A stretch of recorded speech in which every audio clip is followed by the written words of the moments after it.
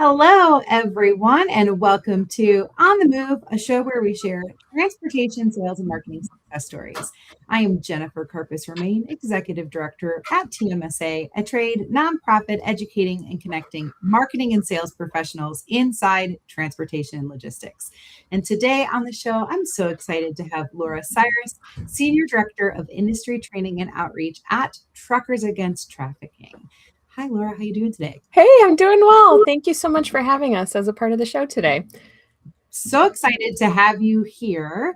Can you share a little bit about your role at Truckers Against Trafficking and what kind of drew you into this work? Yeah, okay. So, title is Senior Director of Industry Training and Outreach, but what that really means is I'm leading the team that is advancing all of our flagship programming within the truck transportation industry. So, our training for over-the-road drivers, training specific to local drivers, in-home delivery and professional movers, our work with shipping and logistics organizations, outreach.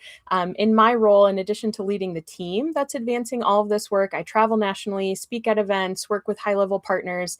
And really, the thing that I'm most excited about is just helping people from all of these different types of organizations find the most natural point of intersection with their work and the work of TAT. And what that ends up meaning is that they're able to help combat human trafficking as part of their everyday job, which is so cool for me to be a part of that. So what drew me into the work, short version is I studied criminal justice at Michigan State University and didn't hear anything about human trafficking in my coursework at all. It was not until I actually heard a missionary speak about human trafficking, and she was talking about her organization overseas, but she sort of brought it home for all of us in the audience and was referencing some cases from the United States and was talking about a sweatshop in California, and there were workers there that were being exploited, labor trafficking victims, being forced to make garments. And one of the places, among many, that those garments ended up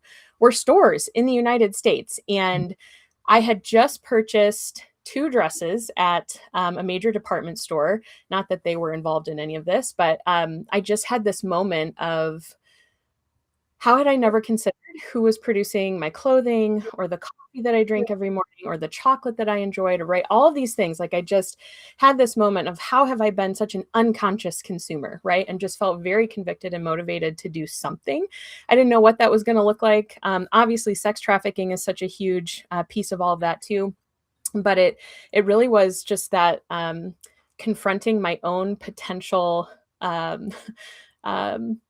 supply chain issue of not really being conscious or aware of what went into the global supply chain and how people might be infected by my purchases, right? So anyway, that sent me on this whole path, and didn't get a job in my field, graduated from college during the recession, and got some random business experience for a while, but ended up going back to school. I did a master's in international human rights and forced labor and human trafficking, and really am solely, really motivated to do anti-trafficking work. And I'm really grateful to have been at TAT for 13 years. I started interning with TAT when I was doing that grad program, and I've just never left because I love the work so much, the people, the partners, and it's just, really fulfilling to be a part of.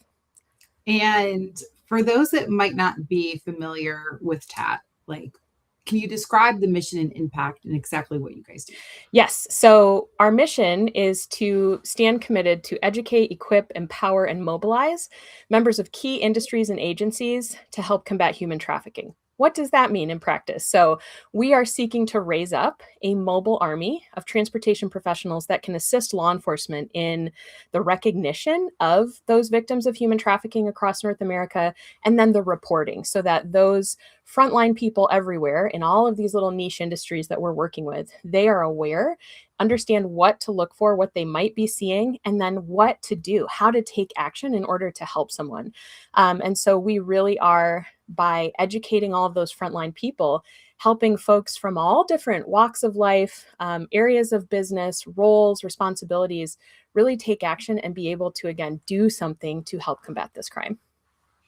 I love the mission. And as when we first met a couple weeks ago, and I was like, please come on the show, please get involved, and we'll talk about that in a little bit. But I told you that for me, I've been like a long time watcher and supporter of the mission. So obviously, I'm the executive director here at TMSA, but in my free time in my personal life, I have served on the board of directors of the Ohio Alliance to End Sexual Violence for about 4 years now, volunteered there for 3 years prior. So to me, TAT's kind of the intersection between my work that I do. And so it's been really cool to watch people get engaged, get involved, really help this community understand the impact and power that these types of things have on people's lives and how we can be a part of it. And why I joined OASB is because I felt like I work from home, I live in a little space, and it's easy to have a blind eye to what goes on. And like how you were saying, like I never thought about my impact or my piece of it, even if I'm not directly doing anything, but how could I do more? And so it's been great to watch you and get to know you and really sit and see how much this has grown. I love seeing our TMSA members that are involved in TAT. It's been just really cool. And so right now, we're coming off of Sexual Assault Awareness Month. So that's every month in April. What stood out to you this year in terms of awareness or momentum in this year? I think so. I think one of the interesting things, right, because for us, the sort of the big month is January, National Human Trafficking Prevention Month, but this ties so unfortunately so neatly into the work that we're doing. And I think one of the things, for instance, my team this month especially, we started adding in some new slides into some specific types of presentations that we do for corporate audiences or for associations, just around the link between adverse child experiences, including sex abuse, sexual assault, and the issue of human trafficking, and how those adverse child experiences especially make someone more vulnerable. And so there was this survey from Polaris, which is a national anti-trafficking organization. They surveyed survivors, and 96% of them, sex trafficking survivors, said that they had experienced abuse as a child. That included physical, sexual, mental, but 84% of those specifically called out sex abuse. And I think when you tackle an issue such as large as human trafficking or sexual assault, understanding that while each thing is so nuanced, everything is so interconnected. And so while we're trying to end this huge thing of human trafficking and forced exploitation and all these things, labor trafficking, sex trafficking, we have to remember that there are victims, there are people that are coming from all different walks of life, having all of these different circumstances, but that is one of the things that is fueling, unfortunately, the vulnerabilities that traffickers are looking for. They are looking for folks on the margins. They are looking for people that have experienced these types of things, because unfortunately, traffickers are master manipulators, and they find their way in and can exploit those vulnerabilities. So to me, to back up to your question, I think more people starting to recognize all of those connections. I mean, we talk about in our presentations too, I think this is still the stat, between 1 in 4 or 1 in 5 women in their lifetime will be a victim of sexual assault. And we share when we're talking to predominantly a group of men, typically in these rooms, although we talk to everybody. We say there's a great chance that every single one of us in this room knows someone, whether it's a friend of a friend, intimate partner, a colleague, some other family member. We all know somebody who has been a victim of sexual assault, which is sick. And you think about that one person, what that one instance did to shatter that person's sense of security, their self-worth, just how much it takes to overcome something like that happens to you. And then not making comparisons, but then jumping to, victims of sex trafficking may be raped up to 20 times a day. And that's just when you start to share those figures and start first to help people humanize and internalize and say, gosh, like I can think of my sister or my aunt or whoever who I know has experienced this thing, which is not sex trafficking, but I know how much that impacted them. And then you consider the level of, trauma. Not that one trauma is worse than another, but it just, it becomes easier for people, and harder, I think, to sit with and to stomach, but to say, okay, yes, what can we do? What can we do to help combat this? So building on that momentum, just helping people make that connection and understand there's a lot of horrible stuff that's going on in the world. There just is. And it really takes all of us to combat it. Our Mhm. co-founder likes to say human trafficking is an everywhere problem, so it requires an everybody solution. And I think that's the cool thing about what TAT does is we provide resources, training, education, so that everybody can get involved. Mhm. I I think the humanization of it, of what you're talking about, is so important. And because when you say the stats, it's a number, right? But when you really sit in the stat and what that means, and when you go in spaces like going, so OSV does like Advocacy Day, knowing that in that room, Yeah. the mass majority of those people are a victim, and that's why they're part of the movement. But that's why I always wanted to be an advocate, because like you said, it's a problem that everyone needs to be a part of. We can't solve things on our own, and the exposure and the advocacy, those are huge pieces of it. And so and at the beginning you were talking about the interconnection, that was the thing I was most blown away by when I started to get involved, is to see how interconnected all of these things are and how they can build on each other and where Yeah. we end up. Yeah. So what are you seeing then that awareness translates into real action within the transportation industry? So I think to that point, right? Once you lay that foundation and you're sort of like level setting with people around the reality of this crime, which includes busting a lot of myths, right? We still are confronted with people who think trafficking is snatching a person off a street, that every case begins with snatching somebody off a street, shoving them in a white van, driving away. And that's just so false. Do extreme situations like that happen? Yes, they do. Please be vigilant no matter where you are, all those things, right? But the reality is understanding the nuances of this crime really then help people understand, I've seen this. So for instance, at MATS this year, the Mid-America Truck Show in Louisville, our team passed out over 9,000 wallet cards, 9,000 of our little cards that we're trying to get into the hands of every frontline driver, energy worker, bus driver, truck driver, you name it. And I think the thing for me that's so interesting, again, I've been doing this work for over a decade and have talked to thousands of drivers. And after you sit and have these conversations with them, they say, oh my gosh, like now that you're saying that, I remember this situation from 10 years ago, from 20 years ago, from whenever, where I knew something wasn't right, but I didn't have the language around this. I didn't Mhm. have the awareness and understanding. So I didn't really know what I was looking at.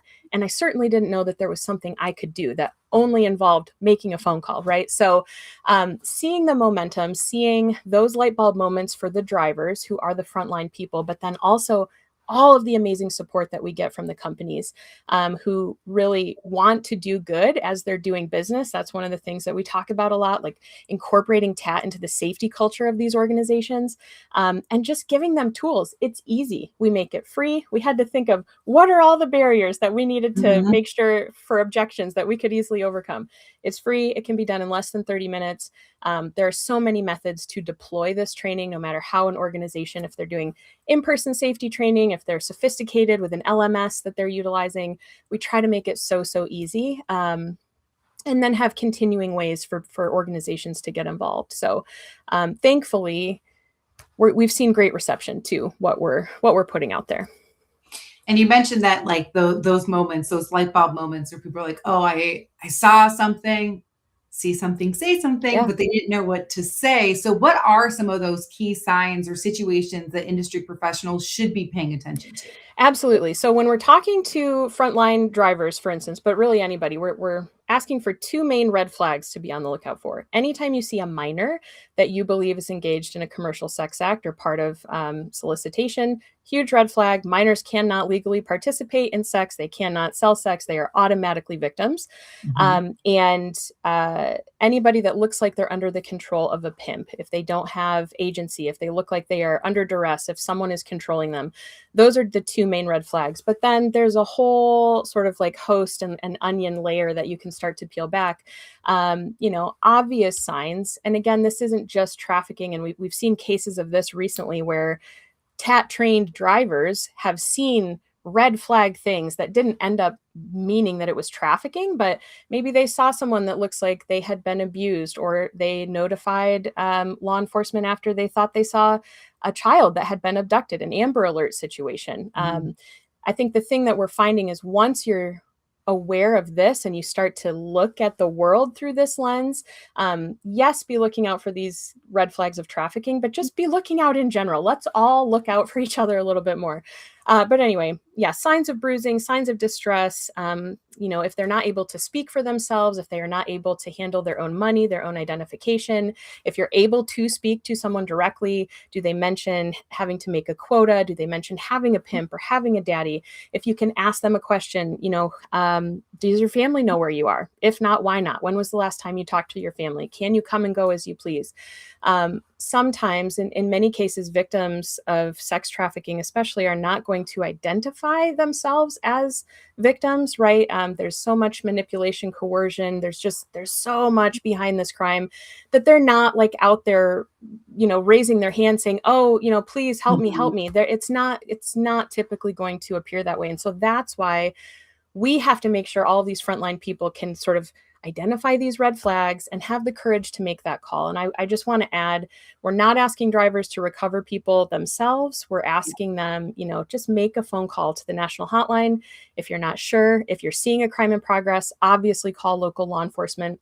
And both our partners at the hotline and our law enforcement partners have said, we would rather people call and be wrong than not call and have that person continue to endure, a life of exploitation. So, yeah, those are just some of the red flags, but those trainings that we offer, the training videos and courses, they go into these niche specific industries. What can movers look for? What can school bus drivers look for? What can motor coach or, over the road truckers look for? And that is helping to empower all those folks to see that and then say something.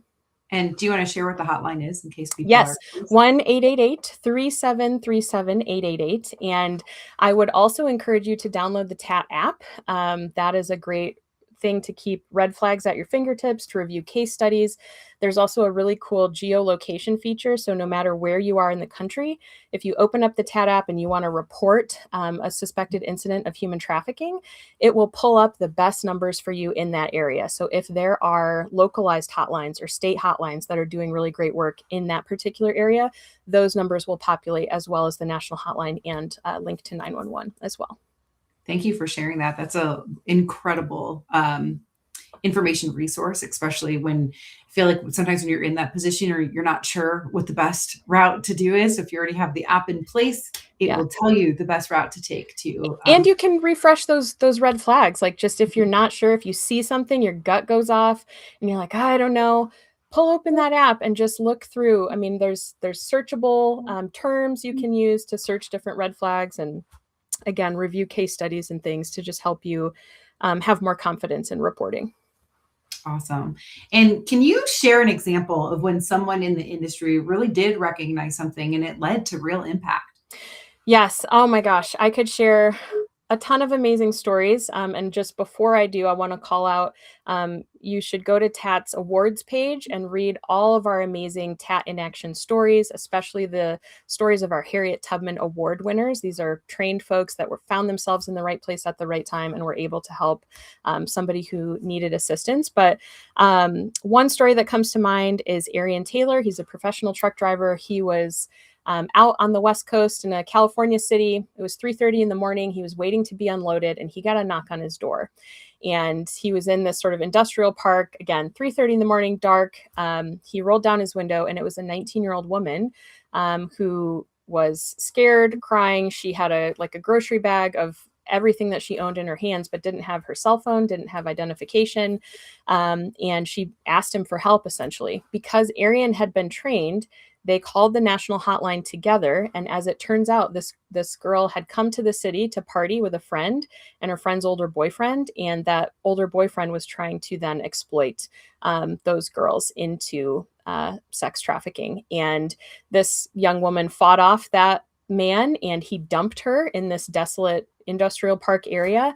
She happened upon Arian's truck. She saw the TAT decal on his window that says, "Do you need help?" with the national hotline. Anyway, Arian called the hotline, gave her some privacy. The hotline was able to arrange for a prepaid cab ride to get her to a local shelter that night, and then a train ticket home to a neighboring state the next day. And I think the thing to remember is Arian, in the moment, I think we all want to think that we would help, that we would do, recognize it and do the right thing.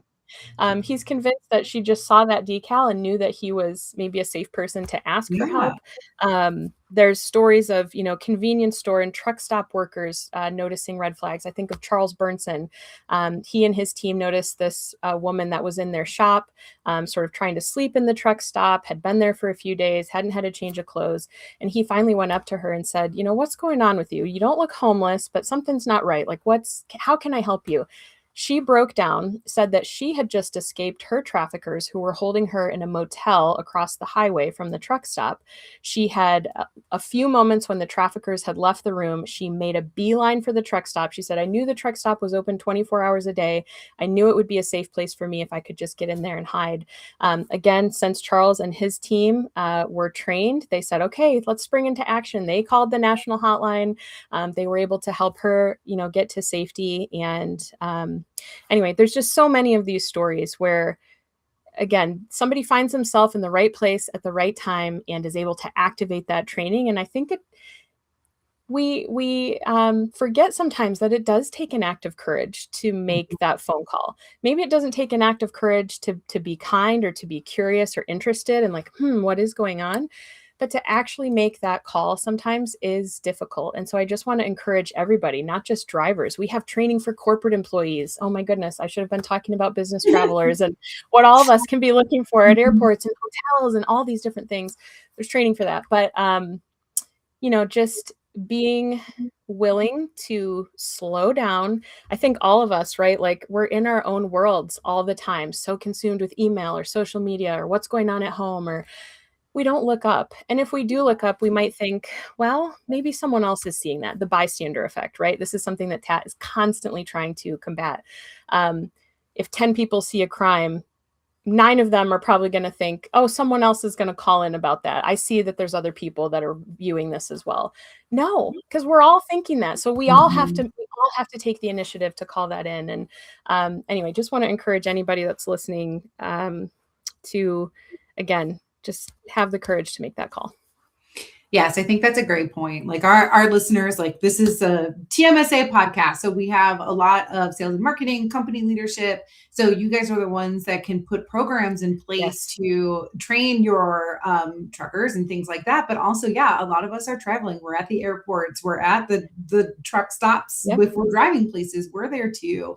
And I love what you said at the beginning about like just seeing that logo, because you have to think, in that woman's mind, how scary that would have been to after what she had just gone through and escaped from, to approach a man to ask for help. And that identification of Tat probably did save her, because she then felt at least somewhat encouraged that she was safe enough to tap on that window. I got goosebumps and I'm wearing a jean jacket. So it's so powerful, so impactful. And I do think that it's something we should all be thinking about, what we can do when we travel, but also encouraging our teams. And obviously this is something I am encouraging in part because so at TMSA, we are a trade nonprofit. We educate sales and marketing people. But one thing we started to do back in 2023 was a community give back, where we partner with a local community group in where we're having our conference. This year in 2026, we decided to up that game even more. And we invited our transportation and logistics nonprofits to come and share more about how people can get involved. And so really excited to announce that TAT will be there at this year's Community Hub. Elevate will be in Denver, June 7th through 9th. But we'll have TAT there, we'll have Blended, we'll have Next Generation in Trucking, and there's a couple more. We're trying to see if they can get somebody there. But for people that are interested in learning more about TAT from you guys on site, what can they expect?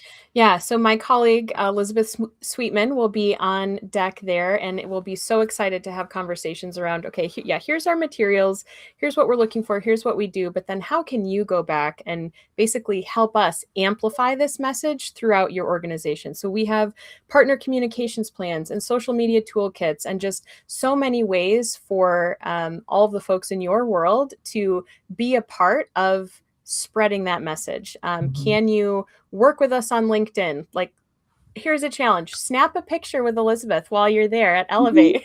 Snap a Love it. selfie with her with a wallet card and tag TAT and say, hey, I learned about Truckers Against Trafficking, and everybody should, make sure they're training their drivers and all these things. And of course, if your company is not already doing those things, please talk to us about how you can implement. Again, there's no cost, how you can implement that training and just help to spread the word. But yes, she will be very excited to have all those in-depth conversations.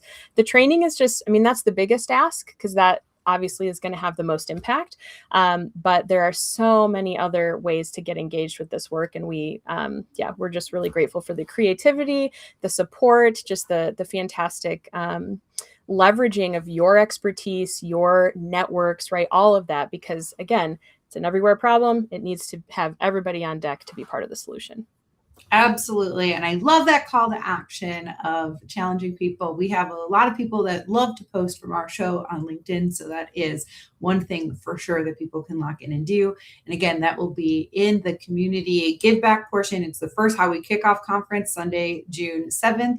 And you can meet with TAT and the other nonprofits. And then you can make tie blankets for a precious child out of Denver. So we're really excited about that event and to have you guys there. If there's one thing that companies or individuals are listening to this that they can start doing today to make a difference, what would you recommend? Probably downloading the TAT app, because from there you can go in so many different directions. You can take the training, you can read those case studies, you can just be aware yourself. I think that's, again, where it starts: personal awareness, personal sort of commitment to the work and the mission.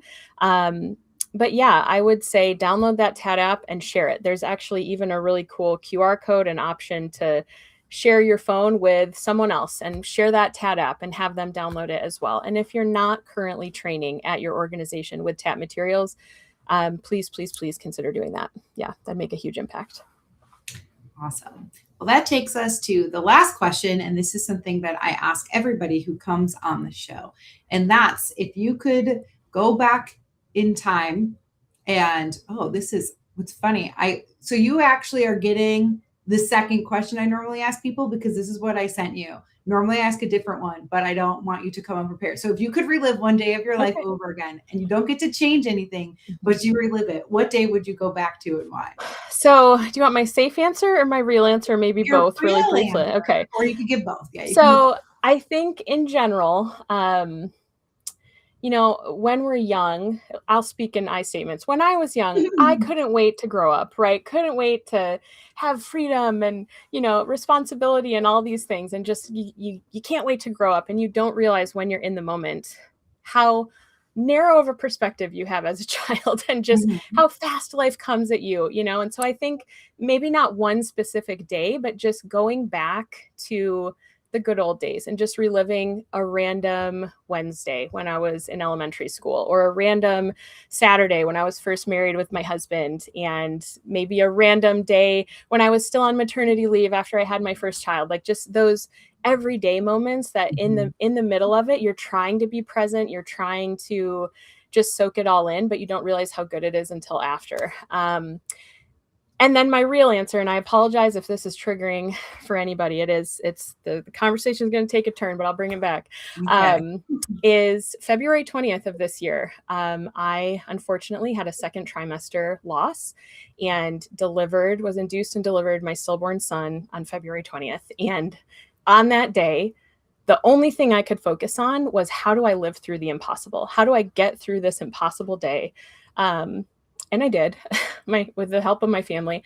But I think I would, even though it was literally the hardest day of my life so far, we all have hard days, we all have trauma, we all have these things. I would still go back, because knowing that I've been on the other side and still grieving all these things, but I made it. And so I would focus on all of those things that I didn't really have the capacity to focus on in the moment, the small blessings and just the time that I had with him. I would absolutely go back to that day just to have a little bit more time. And so I think in life, we have that opportunity to get super busy, get super consumed, get super focused on the stuff that is really well-meaning. The work of TAT, the conviction I have for this work, super great.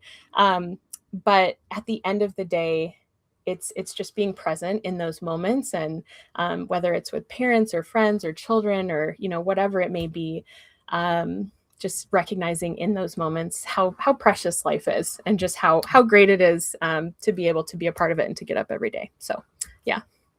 Well, I appreciate both answers. February 20th wasn't that long ago. So No. to speak openly and publicly about a loss like that in a society that doesn't always talk about that type of loss and how impactful it can be, I think you probably touched a lot more people than you think you did by just answering that in such an honest and earnest way. So I appreciate that.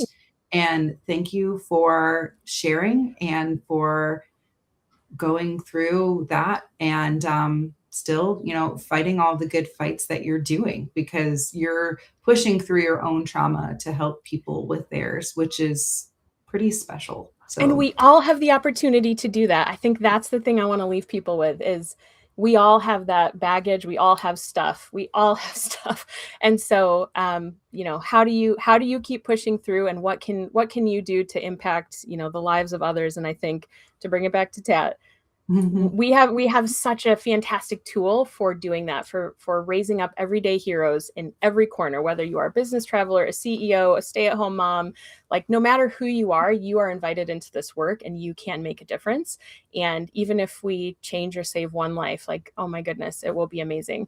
So thank you so much for having me on. Thank you for allowing me to have that space to be vulnerable and to share. And just, we're so excited to be a part of Elevate and all the work that I think we'll do together in the future. So thank you so much. Well, thank you so much for coming on the show and coming to Elevate. TAT coming to Elevate and sharing more, and hopefully getting more people engaged in what you guys do and getting exposure and knowledge about what they can do in those situations. So again, if you want to join us at Elevate, it's June 7th through 9th. And I know you did the call out for the TAT app, so we'll make sure that we put those like the QR code or the links to that in the show notes so people can easily access that. So thank you so much for coming on the show and for joining us. And I will catch everybody next week. Thank you.